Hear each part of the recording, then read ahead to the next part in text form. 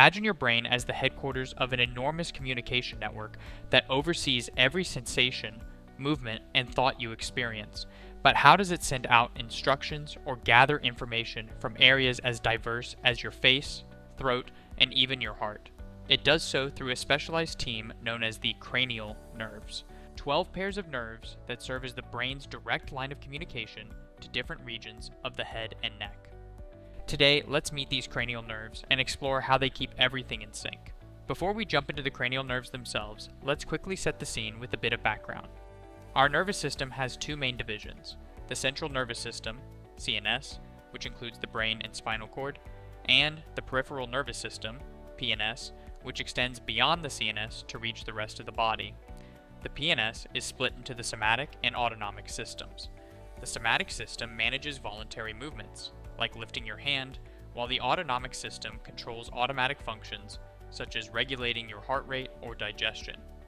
And in this setup, the 12 cranial nerves serve as the brain's direct communication lines, reaching out to different areas of the head and neck. Alright, let's introduce the team. The 12 cranial nerves are numbered based on their sequence of emergence from the brain. A handy mnemonic to remember them is "On old Olympus's towering tops, a Finn and German viewed a hops." This corresponds to olfactory, optic, oculomotor, trochlear, trigeminal, abducens, facial, vestibulocochlear, glossopharyngeal, vagus, accessory, and hypoglossal. Let's start with the first two cranial nerves that deal with our senses. The olfactory nerve, cranial nerve 1, is responsible for our sense of smell, acts like a master perfumer, collecting scents from the air and delivering them to your brain. It begins in the nasal cavity, travels through the tiny holes in the cribriform plate, and connects with the olfactory bulb before reaching the brain. Next is the optic nerve, cranial nerve 2.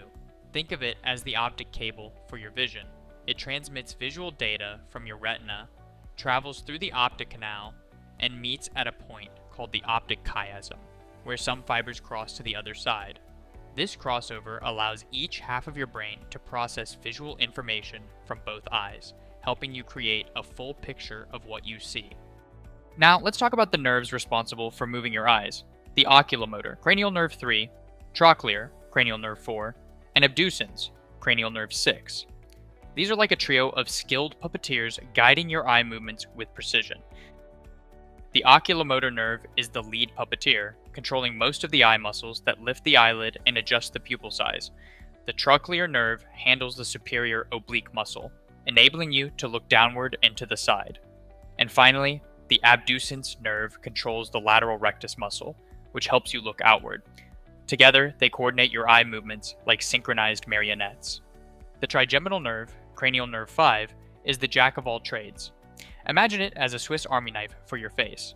It branches into 3 parts: the ophthalmic branch for the forehead, the maxillary branch for the cheeks, and the mandibular branch for the jaw. It's responsible for facial sensations like touch and pain, as well as controlling the muscles used for chewing.